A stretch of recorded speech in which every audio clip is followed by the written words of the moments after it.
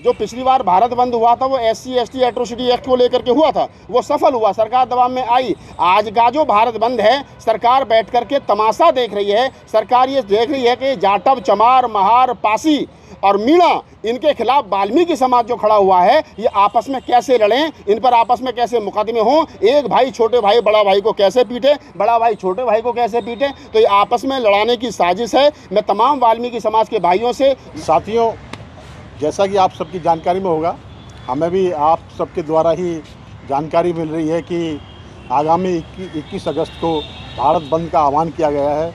वो इस संदर्भ में है कि 1 अगस्त 2024 को जो माननीय सर्वोच्च न्यायालय द्वारा जो एक निर्णय आया है कि SC ST वर्ग में वर्गीकरण और क्रीमी लेयर का, इस संदर्भ में मेरा आप सभी से करबद्ध प्रार्थना है, करबद्ध निवेदन है कि ये जो आदेश आया है ये बिल्कुल असंवैधानिक है, बिल्कुल इलीगल है। ये इसके हम बिल्कुल विरोध करते हैं।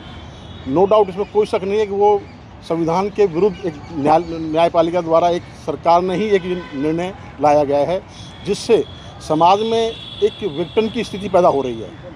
अब बात आती है कि जो कुछ साथियों ने आगामी 21 तारीख को जो भारत बंद का आह्वान किया हुआ है, उसमें मेरा उन सभी साथियों से निवेदन है, मैं उन सब साथियों के जज्बात को, उन साथियों की चेतना को सैल्यूट करता हूं।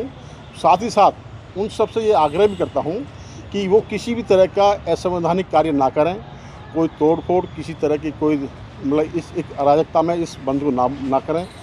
फिर कोशिश करें कि हम अगर किसी कोई अपनी बात कहनी है तो अपने साथियों के साथ जिला कलेक्टर के यहाँ जाएं और वहाँ पे जाके अपनी डिमांड रखें। डिमांड क्या रखें?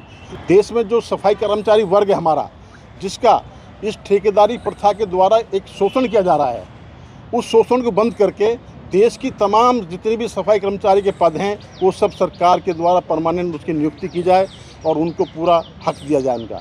क्योंकि ठेकेदारी प्रथा के अंदर उस व्यवस्था को लाके खासकर जो हमारा सफाई कर्मचारी वर्ग है उसके साथ ये शोषण हो रहा है।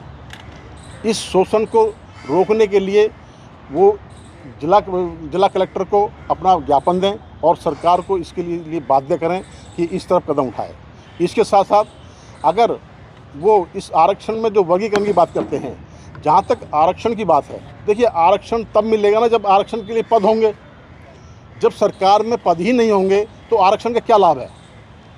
इसलिए इस आंदोलन को उस तरफ भी ले जाएं कि जो भारत सरकार की जो पहले जो संवैधानिक संस्थाएं थी, जो सरकार के अंदर थी, सरकार के द्वारा संचालित थी, उन सब के अंदर जितने भी स्वीकृत उसमें पद थे, उन पदों को दोबारा पुनः राष्ट्रीयकरण करके उन पदों को सर्जित किया जाए। फिर आगे की आरक्षण की जो प्रक्रिया है उसको लागू किया जाए। अन्यथा इस प्रक्रिया में अगर समाज का युवा भ्रमित होगा, कोई किसी तरह का कोई इस बीच में समाज के बीच में कुछ असामाजिक तत्व बीच में आके कोई अराजकता का माहौल करेंगे तो उससे समाज में द्वेष होगा और उससे हमारा समाज कमज़ोर होगा। अगर हम सभी बाबा साहब अम्बेडकर के अनुयायी हैं, बाबा साहब को अपना आदर्श मानते हैं, बाबा साहब को अपना आइकॉन मानते हैं, तो बाबा साहब अम्बेडकर ने हमें SC ST दो भाइयों को एक किया है। तो हमारा जिम्मेदारी है कि हम एक ही रहें और उसको एक रह के ही हम अपना आंदोलन की, अपने संघर्ष को आगे बढ़ाएं।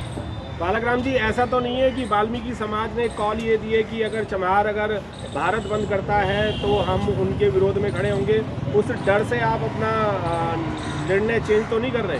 नहीं, देखिए ये कोई ऐसा कुछ नहीं है कि वाल्मीकि समाज ने इस तरह कोई थ्रेड किया हो या इस तरह कोई घोषणा की हो। ऐसा वाल्मीकि समाज से कोई अभी नहीं हुआ है।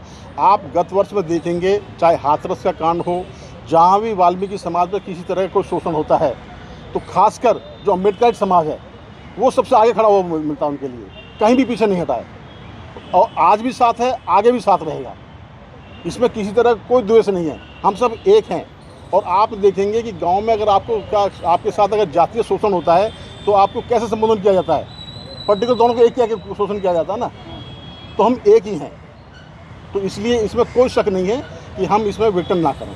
तो क्या वाल्मीकि समाज को जो अभी तक बैकलॉग नहीं भरा गया है, जॉब नहीं दी गई है अभी तक सफाई कर्मियों की या और भी जो क्लास की होती हैं, उसके लिए आप क्यों नहीं फाइट कर रहे हैं गवर्नमेंट से? देखिए, हम लगातार इस बात को प्रयासरत हैं कि सरकार से हम इस तरफ संघर्ष की तरफ जाएं कि जो हमारा सफाई कर्मचारी वर्ग है उसमें विशेषकर हमारा वाल्मीकि समाज का भाई है वो ज़्यादा इसमें कार्य होता है। उनके साथ ठेकेदारी प्रथा ला के उनका शोषण किया जा रहा है, उनका जो हक है वो नहीं दिया जा रहा उनको। तो हम तो उसके लिए प्रयासरत हैं। हम तो कहते हैं अगर ये 21 तारीख को आंदोलन होता है तो इस आंदोलन में की मेन मांग यही होनी चाहिए कि पूरे देश के अंदर जितना भी सफाई कर्मचारी वर्ग है वो बिल्कुल रेगुलर हो और सरकार के द्वारा हो, किसी भी ठेकेदार पर न हो। बालक राम जी, जो समाज है, जो छोटा बड़े भाई का जो दर्जा दिया जाता है, वो कह रहे हैं हम 1960 से लड़ाई लड़ते आ रहे हैं। 2024 में अगर सुप्रीम कोर्ट ने ये निर्णय दे दिया है तो मेरे बड़े भाई क्यों ऐतराज़ कर रहे हैं? क्या आपको कोई ऐतराज़ है? नहीं, देखिए हमारा उस फैसले पे हमारा ऐतराज़ क्या है। उस फैसले पे हमारा ऐतराज़ ये है कि अगर आपको वर्गीकरण करना ही है तो जो सुप्रीम कोर्ट के जजेस हैं वो क्यों पीढ़ी दर पीढ़ी जज बने आ रहे हैं, आप उनका वर्गीकरण करिए। जो संसद में विधायिका में जो बैठे हुए हैं, मतलब पीढ़ी दर पीढ़ी चले आ रहे हैं, उनमें आप वर्गीकरण करिए। पहले तो वहाँ होना चाहिए ना।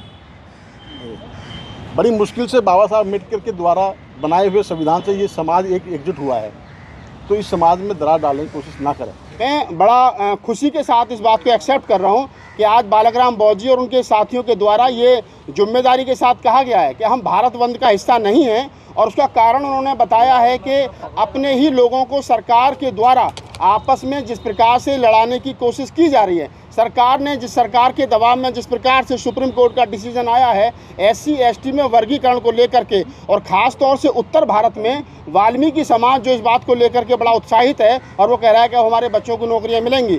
तो मैं एक बता देना चाहता हूं तमाम साथियों को कि हम लोग पहले दिन से कह रहे हैं, मैं ख़ास तौर से पहले दिन से कह रहा हूं कि वाल्मीकि समाज के बच्चों को नौकरियां मिलें, हम ये चाहते हैं। लेकिन सबसे पहले ये भी पूछ लिया जाए कि सरकार के पास नौकरी कितनी है। सरकार आए दिन सरकारी सिस्टम को, सरकारी जो उनके पास में सिस्टम है उसको प्राइवेट कर रही है। राष्ट्रीय जो संस्थान है, चाहे बैंक हो, रेलवे हो, LIC हो, ICU हो, जितने भी सरकारी संस्थान थे, जब वो सरकार उनको बेच देगी और प्राइवेट हाथों में सौंप देगी, जब सरकार के पास नौकरियां हैं ही नहीं, तो फिर इस बात पर खुश होने की ज़रूरत क्या है कि आपको नौकरियां मिलेंगी। पहले ज़रूरत है उन संस्थानों को बचाए रखने की।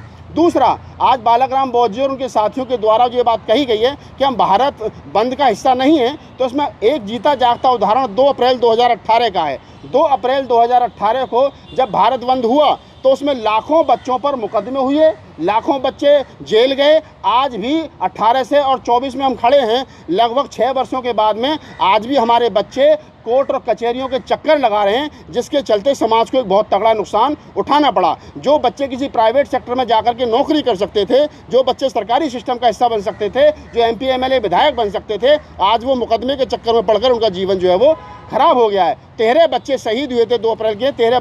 13 माओं की कोख उजड़ गई, बहनों के भाई चले गए, पत्नियों के पति चले गए, बच्चों के बाप चले गए। तो ये बड़ी क्षति है। इस प्रकार कोई भी आदमी आकर के भारत बंद की घोषणा कर दे और मेन स्ट्रीम मीडिया जिस प्रकार से उसको दिखा रहा है, ये हमको लगता है कि सरकार के इशारे पर सुप्रीम कोर्ट का डिसीजन आया है और अब उसी डिसीजन के आधार पर सरकार के इशारे पर ही कुछ लोग, चंट और चालाक लोग जो हैं, भारत बंद करके वाहवाही लूटना चाहते हैं। लिहाजा आज ये क्लियर कर दिया है, पूरे जिम्मेदार साथियों ने क्लियर कर दिया है कि भारत बंद नहीं होगा। जिनको इस जजमेंट से शिकायत है वो जाएं और जा करके अपने अपने जिलाधिकारी को, अपने अपने क्या नाम है, जो निकट सरकारी दफ्तर है वहाँ जा करके ज्ञापन सौंपें और कहें कि जो जजमेंट आया है इस जजमेंट से हम नाखुश हैं। जो SC ST का जो 22.5% सरकारी नौकरियों में और 25% जो है वो राजनीतिक में आरक्षण है, ये नहीं बंटना चाहिए, इसका वर्गीकरण नहीं होना चाहिए। क्योंकि हमें मालूम है अगर इसका वर्गीकरण होगा तो सबसे ज़्यादा जो आज हमारे छोटे भाई हमें बड़ा भाई कह करके संबोधित कर रहे हैं, वो जो खुश हो रहे हैं और जो कह रहे हैं कि आज जो है वो हमारे बच्चे MP MLA बनेंगे, राज्यसभा विधानसभा के साथ साथ आज वो डॉक्टर, इंजीनियर, प्रोफेसर बनेंगे। लेकिन मेरा सवाल फिर वहीं खड़ा है कि ये 100% आरक्षण, 22.5% जिसको हम कहते हैं, जब ये इकट्ठा था तो आपका भी उतना ही था जितना इस देश के जाटव चमार का था, जितना ही वाल्मीकि, पासी, खटीक, धोबी, कोली, कांची सबका था। लेकिन अगर आज आपको अलग से उसमें वर्गीकरण करके आपके हिस्से में 2 या 4 सीट दी जाएंगी तो फिर आपको रोस्टर सिस्टम भी समझना पड़ेगा। आज जब इंदिरा गांधी जी के समय पर रोस्टर, पहली सीट जो आती थी वो शेड्यूल कास्ट के लिए होती थी, आज 7वीं सीट जो है वो शेड्यूल कास्ट को मिलती है रोस्टर सिस्टम के आधार पर, 10वीं सीट जो है वो एसटी को मिलती है रोस्टर सिस्टम के आधार पर। लेकिन जब कोटे में कोटा होगा तो ये देखने वाली बात होगी कि जो कोटे में कोटे वालों को कौन से नंबर की सीट दी जाएगी। ऐसा तो नहीं कि आपको सरकार एक तरफ लॉलीपॉप दिखा रही है और दूसरी तरफ आपको जाटव, चमार, वाल्मीकि को आपस में सबको लड़ा करके आपके आरक्षण को छीनना चाहती है। रास्ता क्या है, कैसे दबाव बनेगा सरकार पे? सरकार के ऊपर देखिए, भारत बंद करना सरकार के ऊपर दबाव नहीं है। जो पिछली बार भारत बंद हुआ था वो SC ST एट्रोसिटी एक्ट को लेकर के हुआ था, वो सफल हुआ, सरकार दबाव में आई। आज का जो भारत बंद है, सरकार बैठ करके तमाशा देख रही है। सरकार ये देख रही है कि जाटव, चमार, महार, पासी और मीणा, इनके खिलाफ वाल्मीकि समाज जो खड़ा हुआ है, ये आपस में कैसे लड़ें, इन पर आपस में कैसे मुकदमे हों, एक भाई छोटे भाई बड़ा भाई को कैसे पीटे, बड़ा भाई छोटे भाई को कैसे पीटे, तो ये आपस में लड़ाने की साजिश है। मैं तमाम वाल्मीकि समाज के भाइयों से, महार भाइयों से, पासी भाइयों से, खटीक भाइयों से, तमाम वो SC ST की जो मजबूत जातियाँ हैं, उनसे हाथ जोड़ करके अपील करता हूँ क्या ये भारत बंद का मत करिए, अपने बच्चों को घरों में रखिए, क्योंकि इस भारत बंद से मैं समझता हूँ समाज की जो एकाकी है वो टूटेगी। और वो वाल्मीकि समाज का व्यक्ति जो बाबा साहब डॉक्टर अम्बेडकर के आंदोलन से जुड़ा है, फूले कबीर नानक रैदास के आंदोलन से जुड़ा है, जो बाबा साहब डॉक्टर अम्बेडकर की वैचारिकी से जुड़ा है, वो व्यक्ति आज भी हमारे साथ खड़ा है। मेरे पास सैकड़ों फ़ोन आते हैं वाल्मीकि समाज के लोगों के। आज भी राजेंद्र जी का फ़ोन आया सोनीपत से, आज सुबह एक फ़ोन आया था बकरी साहब का मेरे पास में काशीपुर से, उत्तराखंड से। वो कह रहे हैं कि हम आपके साथ हैं। अगर ये जो लोग इसको नहीं समझ पा रहे हैं, इसके दूरगामी परिणाम क्या होंगे, वो वाल्मीकि समाज के जो हमारे भाई खुश हो रहे हैं, उनको चाहिए वो खुश ना हो, इसकी बारीकियों को समझें। ये आरक्षण, ये सरकार और ये जो जजमेंट आपको आरक्षण दे नहीं रहे, आपसे आरक्षण छीनने की साजिश है, कोशिश है। लिहाजा मैं पुनः अनुरोध करता हूं तमाम टीवी चैनलों के माध्यम से कि आप इस खबर को चलाइए और 21 तारीख में अपने घरों में रहिए, घर से बाहर मत निकलिए। कोई भारत बंद नहीं है अगर आप इस जजमेंट से खुश नहीं है। हालांकि 100 से ज़्यादा रिव्यू पिटीशन सुप्रीम कोर्ट में डालने की तैयारी चल रही है, जैसा बालक राम जी ने बताया और तमाम साथियों ने बताया। कोर्ट का जजमेंट 7 जजों की बेंच का ये जजमेंट है, 9 जजों की बेंच में जाया जाएगा और वहाँ पर रिव्यू पिटीशन फाइल की जाएगी। एक दिन में ना कोई डिसीजन आता है, ना कोई लागू होता है। जल्दबाजी, हड़बड़ाहट ना करें, प्यार मोहब्बत से सब रहें। चाहे वो वाल्मीकि समाज के लोग हैं, चाहे वो दलित समाज में जाटव, चमार, महार, पासी, मीणा हैं, हम सब भाई हैं। ये मरूवादियों की हमें आपस में लड़ाने की साजिश है, इस समय सावधान रहना है।